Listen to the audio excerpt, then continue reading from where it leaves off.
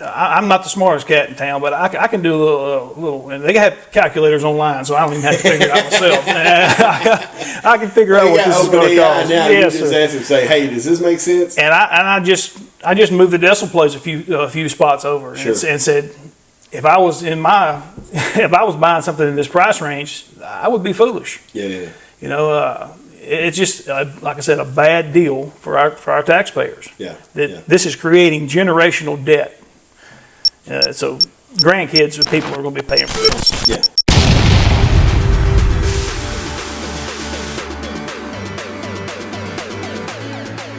You are listening to the East Texas Banner right here at easttexasbanner.com. We are currently sitting down with Mr. Phillip Taylor. Glad to have you here, Jay. Man, I appreciate you taking time with me. Yes, sir. Deweyville is normally a laid-back place, man. Oh, it's a great place. I love my community. Unless you don't report the proper information, that's what I found out. Yes. Yeah. Or maybe it's interpreted that way, right?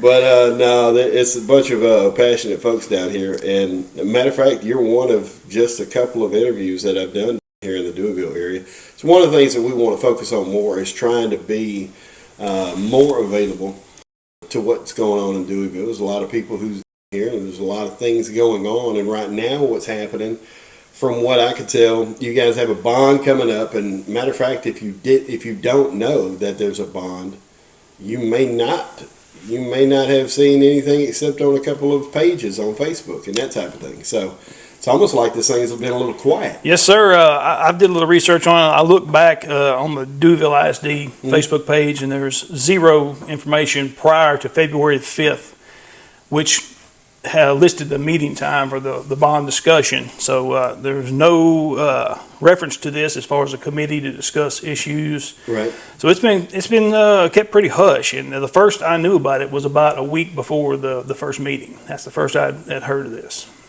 How does that come to be? It almost seems like if you're going to spend the type money that some of these schools are wanting to spend, it makes sense to get you guys in the mix as the payors. Yes, sir. That's a very good question, and I've asked that too, and there's really no answer for that. We've just been. This was tabled, and it got through our school board somehow. Okay. And we're up for discussion, and that's a few meetings is all we're going to have, and it's a yes or no, up or down vote on nearly $1/10 of $1 billion. And that's coming here in May, right? Yes, sir. I mean, you got early voting. Early voting in April. 22nd? Yes, sir. And then in May is the yes or no vote. So I've seen some of the bonds around the region. It appears to me that there's a lack of understanding about the economic impact, right? And a lot of times bonds are sold to the people with maybe a picture that is less damaging. Will we say it like that? I mean, is that kind of fair enough to say? Yeah, I would say that, and everyone is looking at the note. Yeah, Right. we can swing this note. We can swing this note. It's only so much a month for you. Well, yeah, but you don't go buy a car and tell them I want $400 a month, and I don't care what the details are. We've got to look at the minutiae of this. Sure. And dig into what we're actually buying. Because this is actually a 30-year term. This is a 30-year loan with also $10 million of previous bond in it that won't mature until 2035.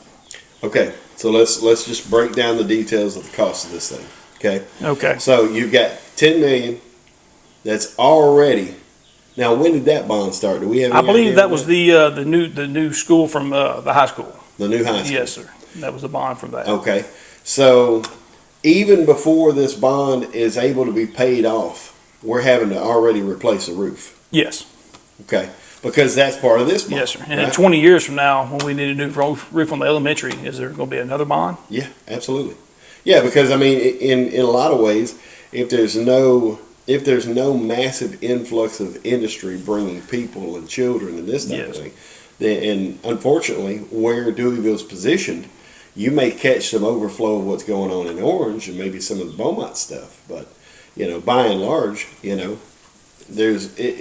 not like we're sitting on the cusp of a major spike Yes, sir. in population, right?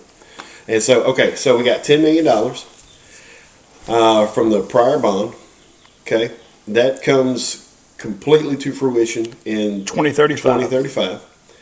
Then you have this bond, which is 47 million. 47 million. At the proposed current interest rate of 4.5-ish, I think is what they said, and that's proposed. You know, this interest rate swing day to day, Right. hour to hour. Yeah, and it's not like anybody said interest Yes. rates are awesome right now. No, we're in the worst economy of my lifetime and most anybody's lifetime. So we got 10 and 47, and then we have the interest rate. The interest rate is going to be roughly $40 million in interest payments that we have to make for a grand total of $97 million on the back of DISD taxpayers.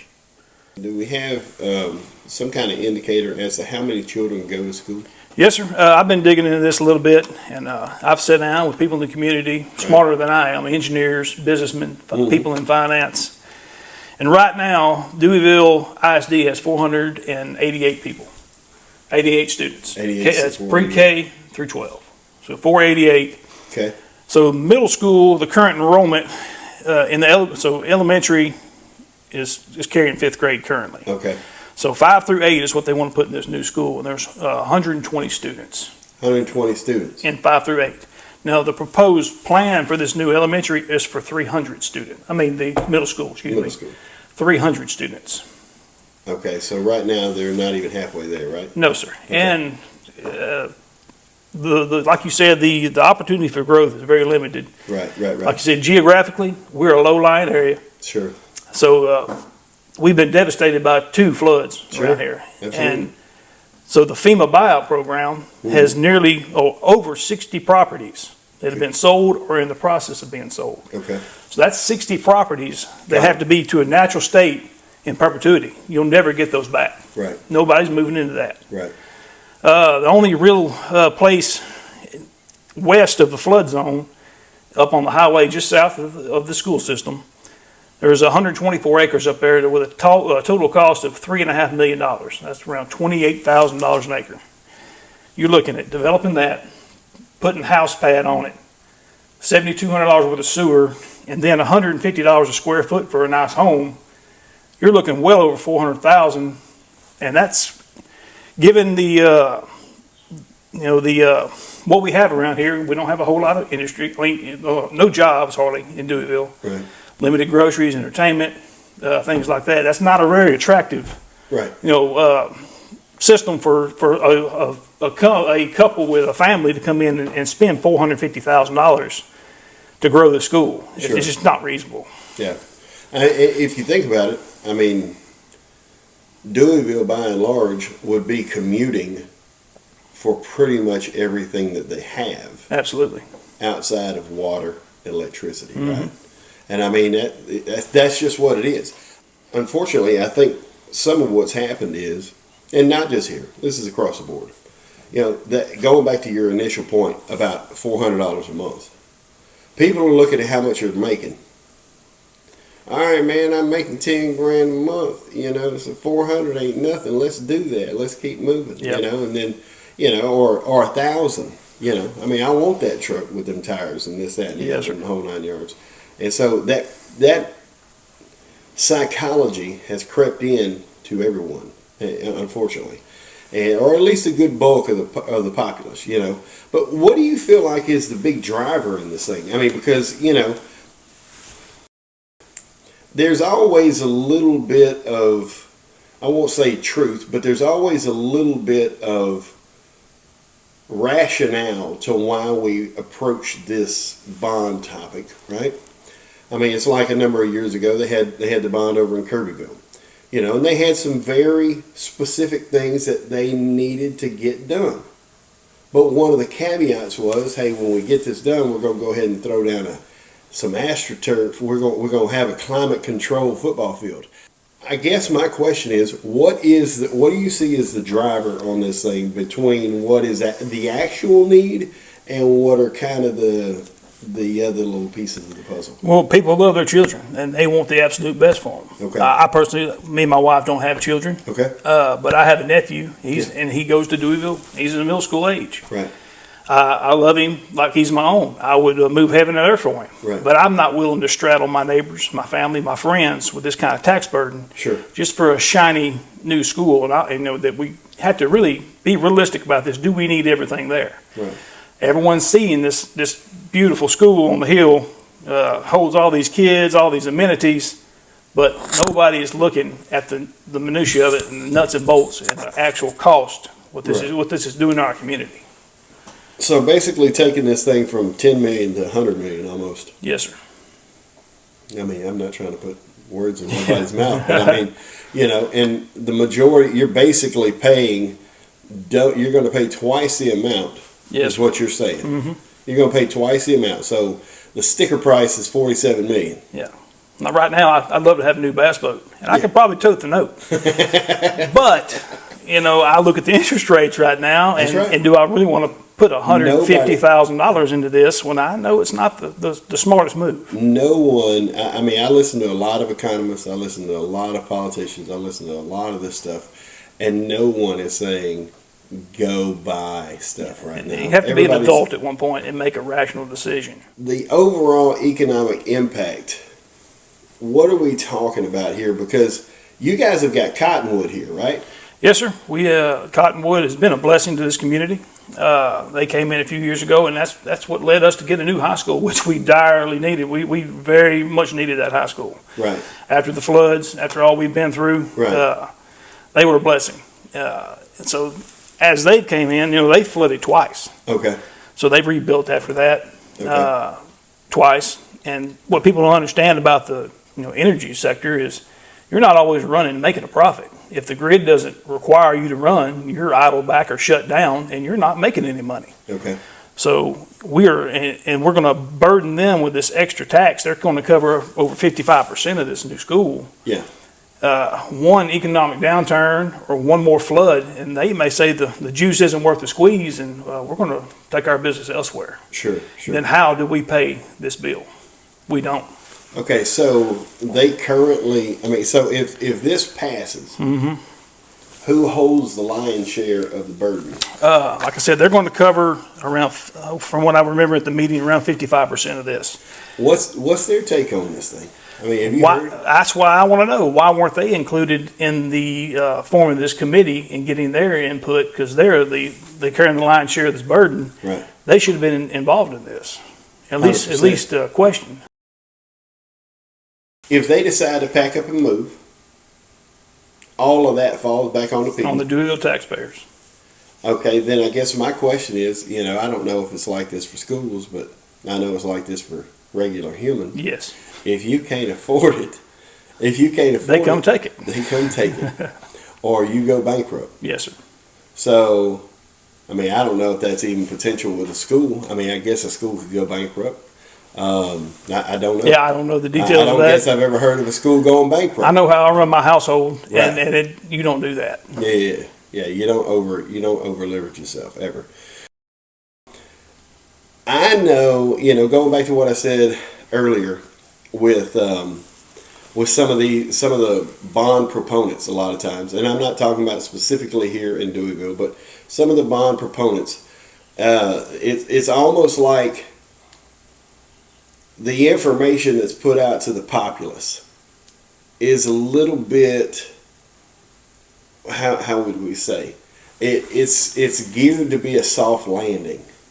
Does that make sense? So Yes. Whenever I'm sitting here just going through what little bit of information I can find about the bond, matter of fact, we've reached out to the administrator over here at Deweyville because obviously she's going to be a proponent of the bond, right?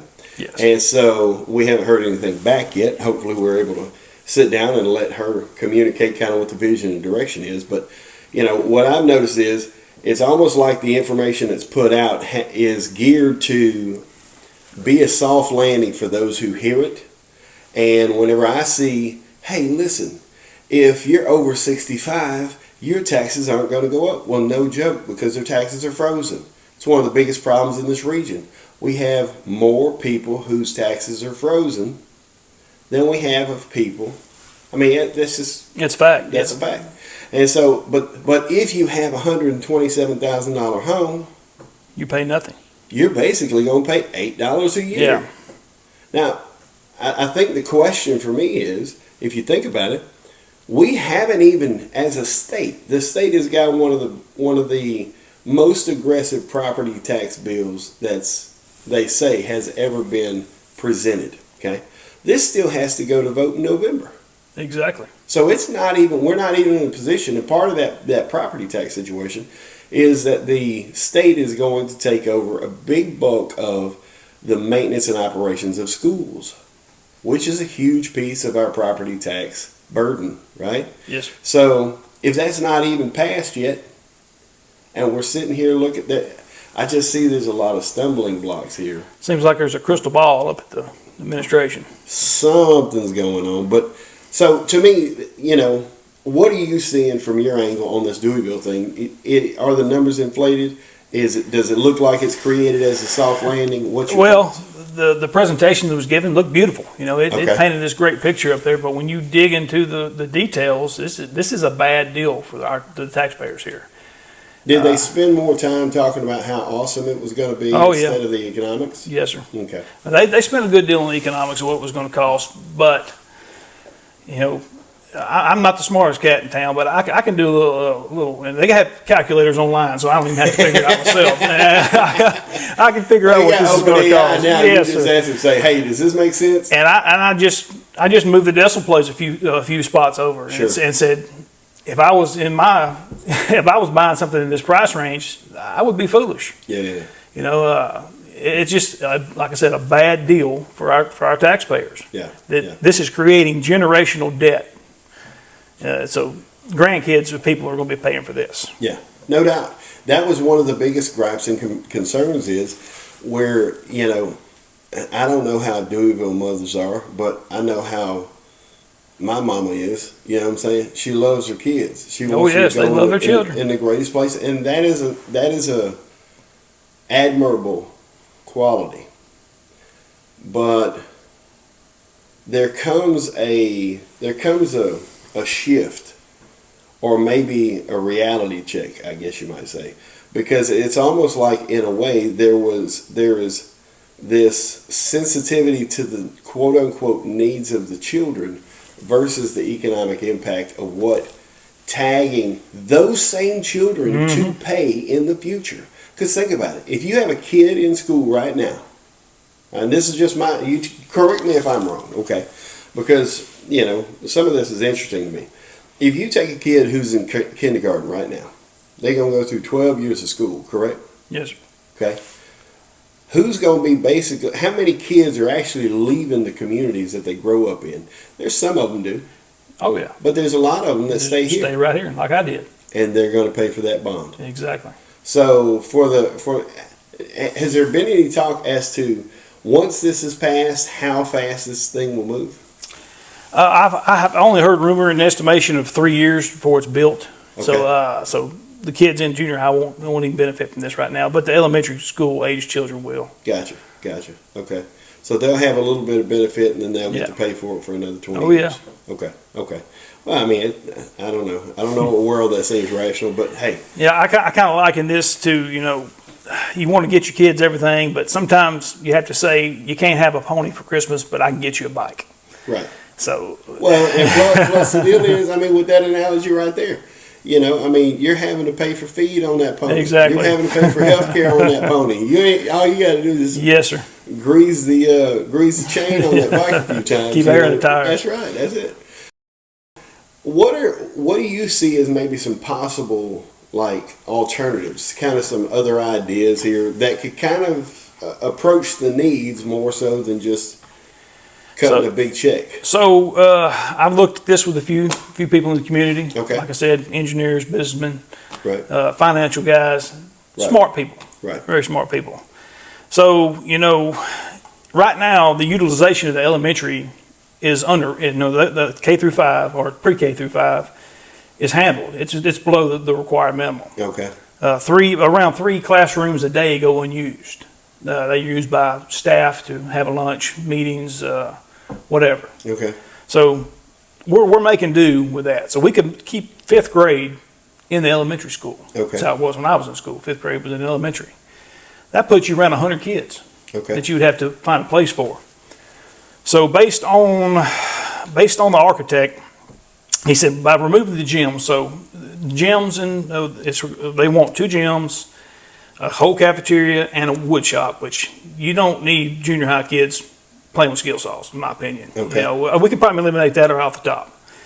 We have 2 gyms in the high school that are available and 1 in elementary. Okay. We have 2 cafeterias. The cafeteria in the high school will hold right at 450 students, almost the entire School. DISD. So and they're managing that very well right now with separated lunch times. Sure. So if we limit this to 100 students, say give or take in 5 through 8 currently, per the architect, you're knocking out the gym's going to leave you 76,000 square feet. We take out the wood shop and the cafeteria, that puts you around 65,000 square feet for 300 students. Now let's turn that into, say, 125, give them 25 students worth of growth. We could get by, so that's 233 square foot per student. You can get by with 27,000 square feet. At the $350 to $395 a square foot, so let's say $500 a square foot. That's going to put you at $13.5 million for the school, $2 million for a school roof, Right. high school, and then the $10 million debt. We're at $25.5 million there versus the 47. Even with interest, you're all in for 46.5. That's a far more digestible number for the taxpayer to bite off into than what we're doing. Sure. So the growth numbers, you know, it was given that GIST is going to be the new mecca of the Deweyville ISD. They're supposed to be growing leaps and bounds. So I drove through GIST Wednesday. I took a trip up there and drove around. I wanted to see this. See all the new buildings. Yeah, so there was 1 quarter-acre property that I saw that somebody was clearing. Right. And I drove around, and if anybody knows GIST, it's a great place up there, but a good rain, you're flooded in. Sure. Every time. Sure. And so I drove around. There's lots of palmetto, lots of low land, that's a lot of family land around there that nobody's getting rid of. Right. And I stopped and spoke with 3 people that I saw out in their yards. And I asked them, you know, you're from this community. Do you see GIST being able to grow enough to support 300 extra students in this middle school? Right. And they pretty much laughed in my face and asked me if I was serious. You know, said there's no way that they're getting that much growth in the GIST community to support something like this. So 100 students is more. Well, say 125 students would be more than enough sufficient to cover our needs. Okay. That's, man. This seems wild to me. Yeah, I've been flabbergasted by this, to tell you the truth. Yeah, I mean, and how it got this far is what really gets me. I mean, so yeah, absolutely. Because there's almost like, if they knew they were going to put this on the ballot in February, they knew last year. Oh yeah, and you know, I look at our school board when our school board got voted in. I said, man, we have got it going on. I said, there's people on the school board. I respect them. Sure. And I look up to them, and there's some great people. Right. But to have this get by those people, this monstrosity, I don't know how it did. Okay. This is. Like I said, a bad deal for our community. Yeah, I mean, there are a number of hurdles here. I mean, obviously, you have the Cottonwood situation. You have the maybe, I won't call it a delusion about this GIST situation, you know, or about the GIST location being the Mecca, right? But you're also in a situation where the state hasn't voted in the current property tax adjustments yet. And the interest rates are nuts right now. And so it's like, it almost feels like something else is driving this thing. And so, I mean, I'm just kind of talking just intuition like. Yeah, I had such a short time to kind of research this. You know, like I said, I just found out the other day about this. So I'm trying to dig in. I'm running in some roadblocks and some hurdles on some information. Right. But I'm trying to figure out where this came from. And it came from a committee. They drew a committee together. Okay. The administration picked a group of people from the committee, and they came up with all these wants that we have. Okay. And then they were tabled to the the school board. So- So I never heard hide or hair of this committee being, and it was pretty handpicked. Well, and that's kind of interesting because here in Deweyville, it seems like it would be hard to keep secrets like that. You would think that. This is a rumor mill around there most times. And You know, I mean, Facebook can go ablaze with everything. I know I've been on that grid a few times, but you know, I guess so. What you're saying is this: you're not against trying to do better by the student. No, I want to see the middle school here. Okay. I do. We need it. We need to separate those kids, give them their own campus. But you feel like timing is The timing and just the needs, what they're asking for is just unrealistic. It's Right. not needed. We have enough shared facilities that we're managing greatly right now, right. that we can downscale this and be realistic about it. Get these kids a place to learn and prosper. Right. Because, you know, it's kind of a balancing act. You know, the more we spend on this bond, the more taxpayer burden it's going to be. Sure. But the less we spend on it, that's less investment in the children, you know, because they're the future of this community. And Sure. and our return on our investment is these kids. But there's a point of diminishing returns where you throw so much at it that everyone is just overburdened, and we're not gaining a whole lot of good out of this. So I guess my question is, you know, going back to what you had talked about with the elementary is already underutilized. Yes. If there's a projected growth, you should be able to see some of that in your elementary and junior high right now. You would. And so, I mean, I would be interested to know, as a non-citizen who's not going to be affected, one of the things I want to know is what's the growth curve that we're looking at right now over the last decade? And we have been going up slightly, but it's an uptick from the past flooding and all that kind of stuff. You know, Right. people are gradually coming back. Right. But the projected path of needing 300 students in a junior high, that would overflow your elementary school. Sure. Now, what are we going to add on to that? We're going to build another elementary. Right. You know, So you're basically proposing dialing this thing back a little bit, maybe even looking at some potentials of creating like a phase one or like a reallocation of locations. I'm in favor of an annex building. Okay. Have a building outside the high school, enough classrooms for the amount of students, a reasonable amount of students, Right. a secure walkway Okay. to the main building so they can use the cafeteria, use the gyms, use the wood shop, whatever they need to do. Yeah. Another big issue that they're saying the safety of the students traveling back and forth. You know, What does that mean? well, they used the recent bank robber scenario up front with it. They had to lock the school down. They're worried about having kids traveling, sharing facilities, and having to lock down for a safety reason. Right. But you know, every Friday they walk all the elementary down for a pep rally. You know, where's the security there? You know, Right. they say it has to be fenced in. I'm sure a fence around the facility would be far cheaper than $97 million. Agreed. 100%. Even if you put barbed wire on top. Yes, of sir. It may feel like a prison, but Well, golly, is there anything else on this topic that you want to hit right fast, man? Because man, you know, I want to make sure that you get to say your piece. I'm hoping Yes. that the administrator reaches out to me because I'm interested to know. Maybe I'm just looking at the glass is half empty, and she's looking at it. She can show me where it's half full.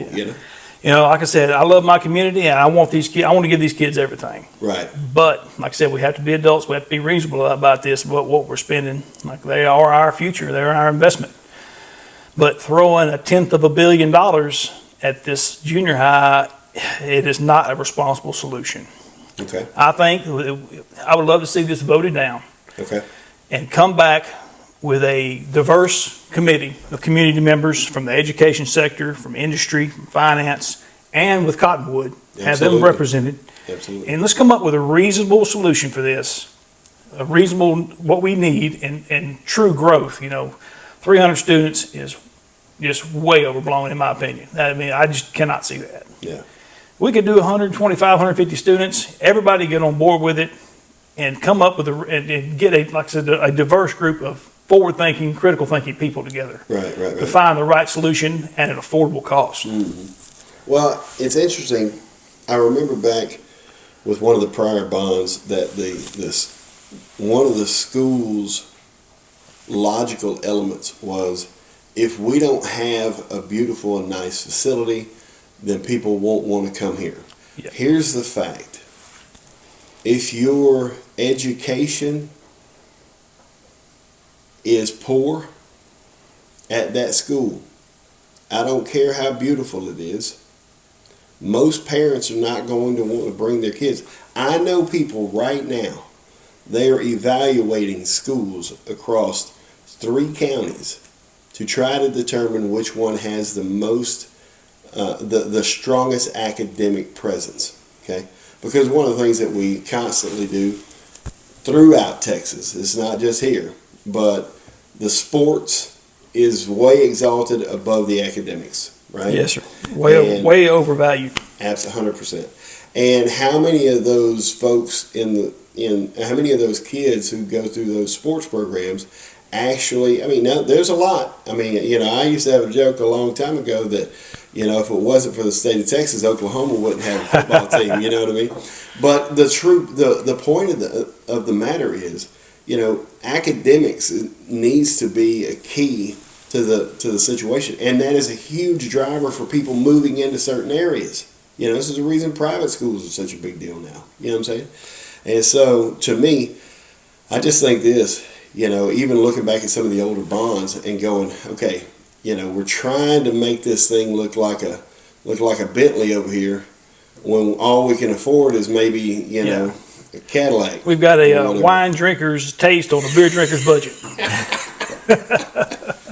Yeah, I've heard that before, and I have lived that one Yes. too. You know what I'm saying? I've lived that one too. So, man, Philip, I really appreciate you sitting down with me, man. Yeah, thank you for reaching out to me, and I'm glad you came by. Absolutely. I really want to get this out and have people just think critically about this and do, is this what we really need at this time? Yeah, no doubt, no doubt. And like I said, I'm hoping that the school reaches out to me. I'd love to sit down and let them state their case, because there may be something we're all missing here. Exactly. And I'm super. And I'm more than reasonable to sit down with anybody. And as a community, let's discuss this. No doubt. And come up with an alternative. So that might be even an interesting idea right there, because you got April 22nd, which is the early voting, and limited information. It seems like. I went to the website. Yes. I went to the Deweyville bond website. Oh, it looks good. And looked at it, and it was. I don't know. It's just it just seems like there needs to be more communication. In my thoughts. Yeah, the transparency and communication would be great. Yeah, absolutely.